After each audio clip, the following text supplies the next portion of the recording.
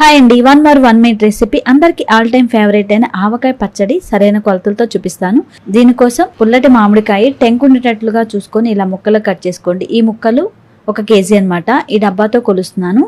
వీటికి సరిపడ ఉప్పు కారం కూడా ఇలా ఒక గిద్ద గ్లాస్తో మెజర్ చేసుకుంటే మీకు కొలతలు కరెక్ట్గా వస్తాయి.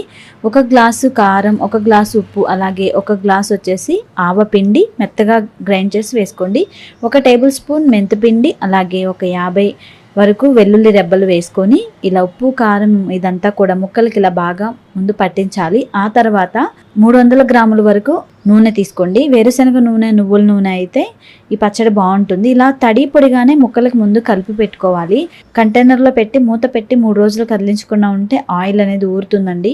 3 రోజుల తర్వాత ఇలా కలుపుకోవాలి. ఇప్పుడు అవసరమైతే ఇంకొంచెం ఆయిల్ వేసుకోవచ్చు. తేమ తగలకుండా స్టోర్ చేసుకుంటే సంవత్సరం పాటు నిల్వ ఉంటుంది. ఈ కొలతలతో మీరు ఒకసారి ట్రై చేయండి.